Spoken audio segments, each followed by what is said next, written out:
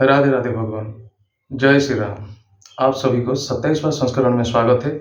और आज जो है श्री रामचंद्र जी का प्राण प्रतिष्ठा है अयोध्या में। तो इससे बड़ा शुभ अवसर और खुशी का अवसर क्या ही हो सकता है।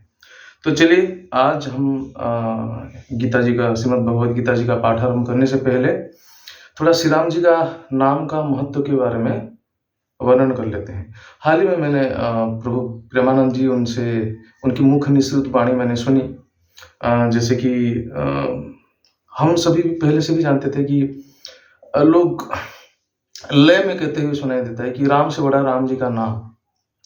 तो राम जी का नाम कितना महान है चलिए जानते हैं।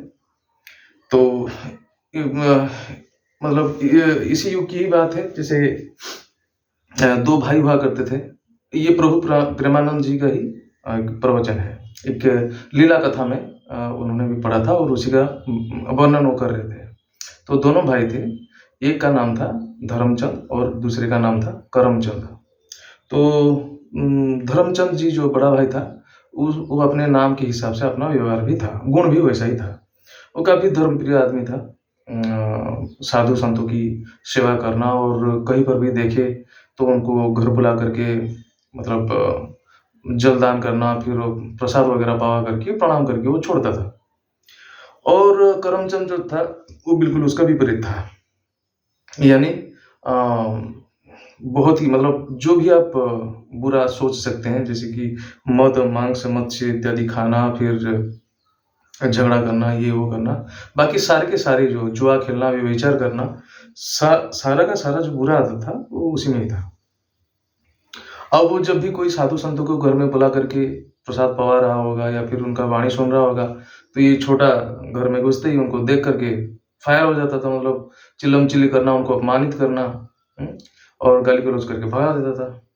तो ऐसे में एक दिन क्या हुआ कि कुछ संतों का एक समावेश हो रहा था और धर्मचंद जो बड़ा भाई था, जो धार्मिक था, उसने देखा कि बड़े संत आए हुए हैं। तो उनको उसने विनती करी कि हमारे द्वार पधारिए और पानी ग्रहण कीजिए और अपना क्या बोलते हैं प्रसाद वगैरह पा करके हमको आशीर्वाद देके जाइए।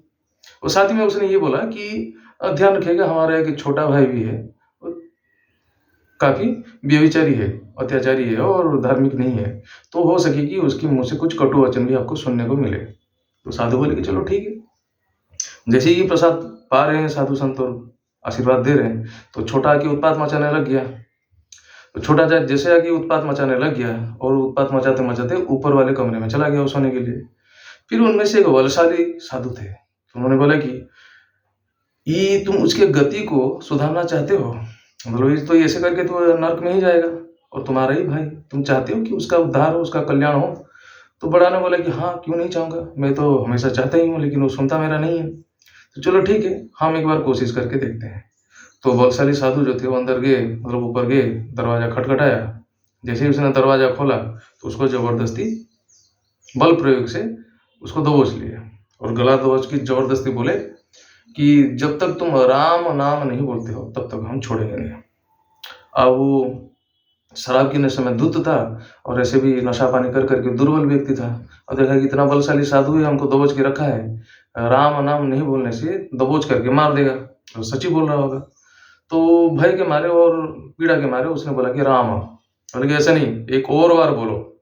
फिर उसने बोला कि राम, फिर उसको छोड़ दिया। बोले कि देख बेटा, 2 बार तूने अपने मुख से राम नाम बोला है, अब हम चलते हैं, बाकी तेरा तू जाने। अब हुआ यूँ कि क्योंकि वो शराब, नशा, व्यभिचार, बाकी सारा का सारा गलत जो क्रियाएँ हैं उनमें वो लिप्त रहता था, तो किसी एक भीषण रोग के चपेट में आकर के उसकी मृत्यु हुई। अब जब उसको यमदूत लेने आए और यमराज के पास घसीट करके लेके गए, फिर उधर से जब उसका हिसाब हो रहा था तो बोले कि यार उसका अच्छा कर्म तो कुछ है नहीं, हाँ लेकिन उसने अपने जीवन में 2 बार राम जी का नाम लिया है।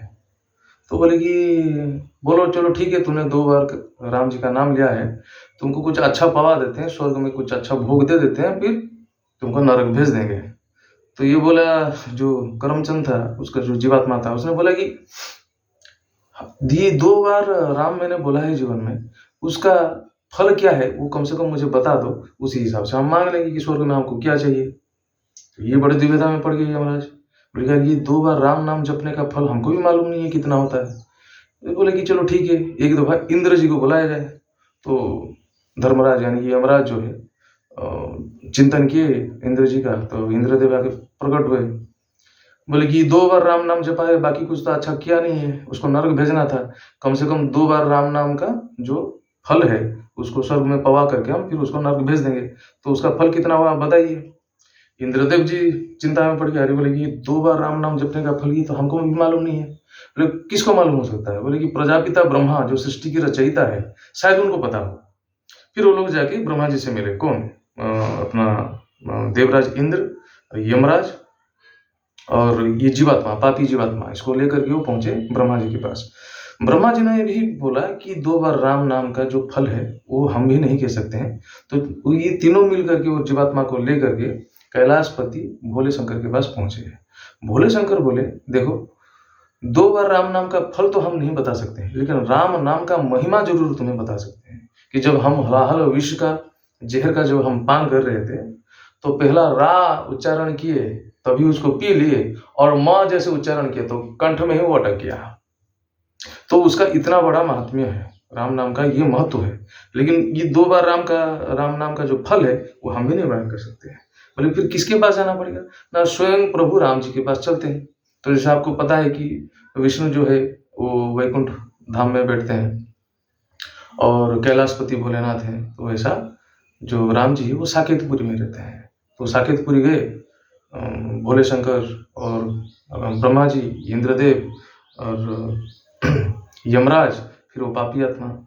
फिर राम जी जैसे उस बंदे को देखे, करमचंद को, उसको गोद में बिठाए, दुलार किए। बोले कि 2 बार राम नाम का तुमने जाप किया है, इतनी बड़ी चिंता में बाकी लोगों को डाल दिया है। बोले कि मैं स्वयं भी राम नाम का फल जो है वो मुझे भी नहीं पता है। तो इसीलिए बोला जाता है कि राम से बड़ा राम का नाम। तो आशा करता हूँ आप सभी आनंद लिए होंगे राम नाम का महत्व जानने के बाद। तो चलिए आज हम श्रीमद् भगवद गीता जी का पाठारंभ करते हैं। श्रीमद् भगवद गीतायाः पाठारंभ। ओम अखंडमंडलाकारं व्याप्तं येन चराचरं तत्पदं दर्शितं येन तस्मै श्री गुरवे नमः। शुक्लांबरधरं विष्णुं शशिवर्णं चतुर्भुजं प्रसन्नं वदनं ध्याये सर्वविघ्नोपशान्तये। नारायणं नमस्कृत्यं नरं चैव नरोत्तमं देवीं सरस्वतीं चैव ततो जयमुदीरयेत्। व्यासं वसिष्ठनप्तारं शक्तेः पौत्रमकल्मषं पराशरात्मजं वन्दे सुकतातं तपोनिधिं। व्यासाय विष्णुरूपाय व्यासरूपाय विष्णवे नमो वै ब्रह्मविदये वसिष्ठाय नमो नमः। अचतुर्वदनो ब्रह्मादिवाहुरो परहरि अभालोचनः शम्भुर्भगवान् बादरायणः। तो देखिए हम द्वितीय अध्याय जो है सांख्य योग, उसका आज चतुर्थ श्लोक का पाठ करने जा रहे हैं। तो ध्यान दीजिएगा।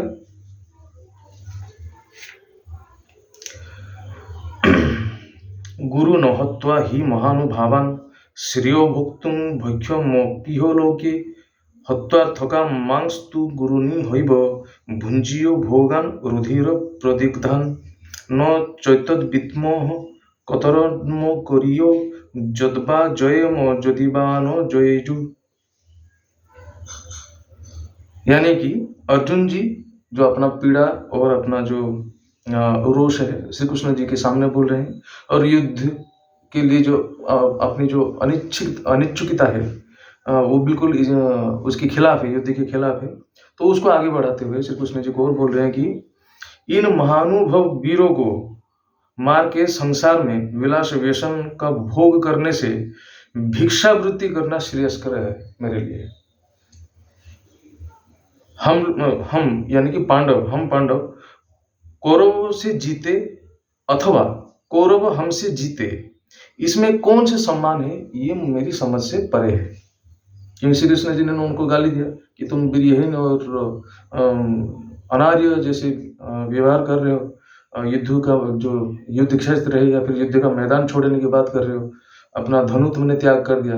तो उसके जवाब में अर्जुन जी जो है ये सब श्री कृष्ण जी से और बातचीत को आगे बढ़ाते हुए, तो यहाँ पे हमारा द्वितीय अध्याय का जो चतुर्थ श्लोक है उसका यहीं पे समाप्त होता है।